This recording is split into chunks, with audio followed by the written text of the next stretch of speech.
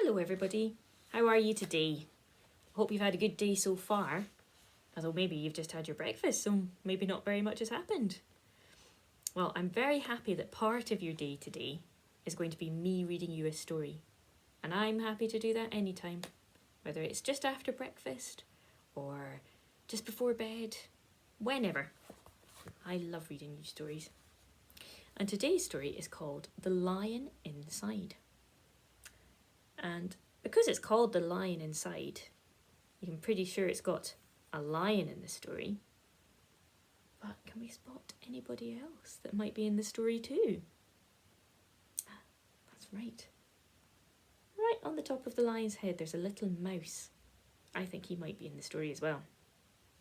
And this story's author is Rachel Bright, and it's illustrated by somebody called Jim Field. So he drew these lovely pictures. Right, let's read the story, shall we? In a dry, dusty place where the sand sparkled gold stood a mighty flat rock, all craggy and old.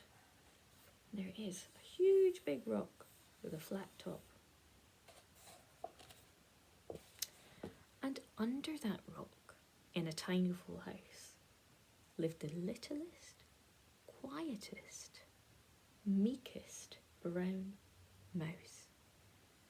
And there he is in his tiny house, just peeping nervously out of his door.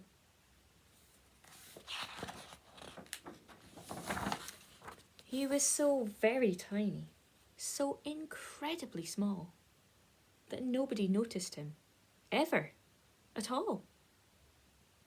There he is, tiny, tiny, tiny. Can you see him down in the grass? And he's saying, "Hello!" But nobody can hear him. He got trod on, "Oh," he says, and sat on, "Ouch," and missed out for stuff, ignored and forgotten. Yes, mouse life was tough. Meanwhile, far above, on top of the rock, times were quite different. It was lion o'clock. This huge, toothsome creature made sure everyone saw how important he was by how loud he could. What do you think he's going to do? What do lions do? They say, "Roar!" Look at that. Whoa. He's showing everybody that he's the boss with his big loud roar. He was head of the pack. He was shouty and tough. He loved showing the ground he was made of strong stuff. So there you go. He's saying, "Everybody look at me, I can lift a hippopotamus." Yes, all were impressed by this mighty king cat.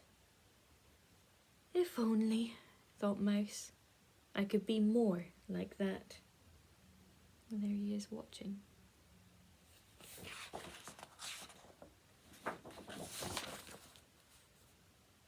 Then late one night, in his Minnie Mouse bed, the cleverest thought popped into his head. He jumped from the covers and held up a paw. "I've got it," he said. "What I need is a roar." So he thinks if he can roar like the lion, then maybe people will pay attention to him. I mean, what if this mouse with the weeniest squeak was a little more "Rrr" and a little less meek? Well, he'd still be the smallest of fuzzy brown mice, but he'd make friends and join in, and life would be nice. And he's imagining what it would be like to have everyone paying attention to him for once.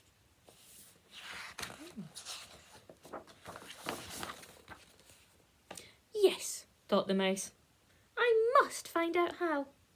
I will learn to roar, and I will learn it now.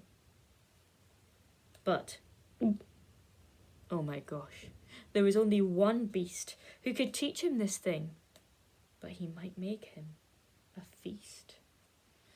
So he's realised he's going to have to ask Lion for advice. But what if Lion decides that he wants Mouse for tea?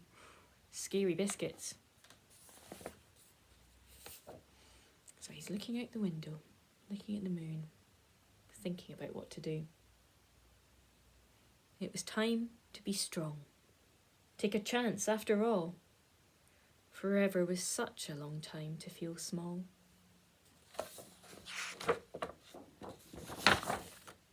So, he made himself brave, and he thought like a winner. He'll set off for the top, hoping not to be dinner. It felt like the scariest thing you could do. But if you want things to change, you first have to change you. That's true. You can't sit around just hoping things will be different. You've got to do something about it. The further he climbed, the closer he got to the slumbering lion reclining on top. So he's climbing up, and terrifyingly, what are these on his way up? Bones. I think they're all that's left of somebody else that he had for dinner. Oh dear. Then, at last, as he stood on his tippity toes, he found himself suddenly nose to nose with the lion. Look.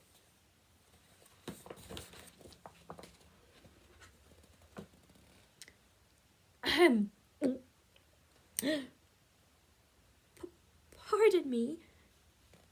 Wake up, Mr. Lion. You've got company. Squeak! Mr. Lion, what I've come to you for is... Squeak! Do you think you could teach me your roar? Well, my goodness, that tiny mouse in front of that huge lion. Look, there he is. That's what the mouse can see. Just this huge lion's face in front of him. A silence befell that twinkling plain. Lion opened his eyes and puffed out his mane. Time slowed right down. Why, it felt like a week. Then he opened his mouth and let out a... What do you think he's going to do to Mouse? Let's find out. Eek! Look, he's jumped up in the air and he's looking at Mouse, absolutely terrified. The lion was shaking, his paws all a-fumble.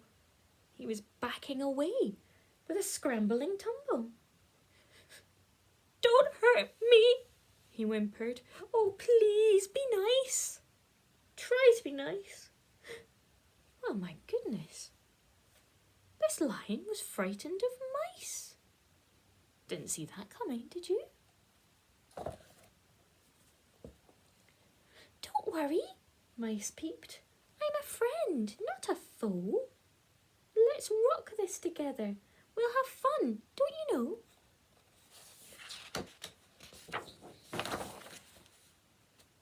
That was a magical moment for sure, when Mouse didn't feel at all small anymore. He had found his true voice and learned how to speak out. And for that, you don't need to roar or to shout. And from that day and always, the two were a pair. They both liked the rock better now that rock was to share. The mouse, while still little, felt big in his head. And Lion, he still roared, but with laughter instead. So they've become good friends, and they're both happier because of it.